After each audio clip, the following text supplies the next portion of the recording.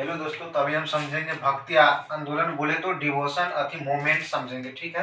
अब यहाँ पर समझ लेते हैं भक्ति आंदोलन। इसका स्टार्ट जो हुआ था, बोल सकते 14वीं और 15वीं शताब्दी में हुआ था। 14वीं एंड 15वीं शताब्दी में हुआ था, शताब्दी में हुआ था। अब यहाँ पर समझ लेते हैं भक्ति आंदोलन, ऐसी को हम धार्मिक आंदोलन भी बोल सकते हैं। अब यहाँ पर समझ लेते हैं सबसे पहले भक्ति आंदोलन का स्टार्ट कहाँ से हुआ था, तो दक्षिण भारत से। कहाँ से हुआ था? दक्षिण भारत से। नयनार संतों ने किया था। यहाँ डायरेक्ट ऑब्जेक्टिव पूछता है कि नयनार की संख्या, नयनार की संख्या कितनी थी, तो याद रखना है 63। यानी नयनार से किसका भक्त था? शिव भगवान का। नयन यानी शिव जी का कितना नयन है? 3 है। तो यहाँ पे अपना नारायण जो शिव भक्त था, और इसकी संख्या कितना था? 63। अब यहाँ पर समझ लेते अलवार। अलवार मतलब क्या हो जाएगा? अवतार सबसे अधिक कौन लिए? विष्णु भगवान। कौन लिए है? विष्णु भगवान ने सबसे ज्यादा अवतार लिए है। तो अलवार किसका भक्त था? विष्णु भगवान का। इसकी संख्या कितना था? 12। कितना था? 12, है ना। अब यहाँ पर समझ लेते हैं कुछ कुछ विशेष आती, जैसे शंकराचार्य ने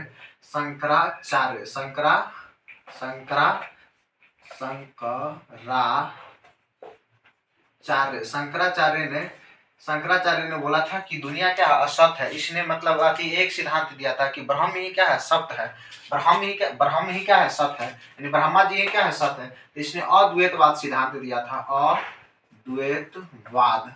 तो डायरेक्ट यहाँ से पूछता है अद्वैतवाद सिद्धांत किसने दिया था, तो याद रखना है शंकराचार्य। इसको जो मानने वाला था उसे कहते हैं स्मृति संप्रदाय।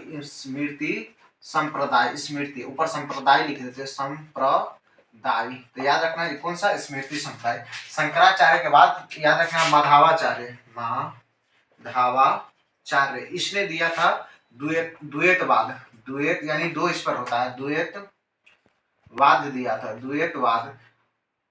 और जो इसको मानता था ब्रह्म समाज कहलाता था, ब्रह्म संप्रदाय बोल सकते हैं। इसके बाद हो जाएगा निम्बाकाचार्य। निम्बाकाचार्य ने क्या दिया था? इसको स्क्वायर कर दिया, द्वैतवाद। क्या बोला है? द्वैतवाद। जो इसको मानता था उसको बोलते थे सनक संप्रदाय। क्योंकि स्क्वायर करके रख दिया तो क्या सनक संप्रदाय। इसके बाद हो जाएगा शंकराचार्य, माधवाचार्य, निम्बिकाचार्य। इसके बाद हो जाएगा ब से आना है, बला से बलावाचार्य। क्या बोलेंगे? बलावाचार्य। इसने दिया था कौन सा? तो इसने दिया था यहाँ पे अपना विशिष्ट द्वैतवाद। विशिष्ट द्वैतवाद। और जो इसको मानता था उसको हम बोल सकते हैं पुष्टि मार्ग, है ना। क्या बोला है? पुष्टि। विशिष्ट चीज रहता है तो उसको पुष्टि मार्ग के देता है, तो पुष्टि मार्ग। इसके बाद यहाँ पे याद रखना है रामानुजाचार्य। फेमस है रामानुजाचार्य। इसी ने क्या किया था? दक्षिण भारत से उत्तर भारत की ओर क्या ले गया था, मतलब बोल सकते हैं मतलब कि भक्ति को ले गया था। तो रामानुजाचार्य इसने दिया था, क्या बोल सकते हैं, विशिष्ट शुद्ध द्वैतवाद। क्या हो जाएगा? शुद्ध। यहाँ पर हो जाएगा, सॉरी दोस्तों, बलावाचार्य में क्या हो जाएगा? शुद्ध द्वैतवाद। क्या बोलना है? शुद्ध द्वैतवाद। शुद्ध, क्योंकि शुद्ध रहेगा तो उसको पुष्टि मार्ग करेगा।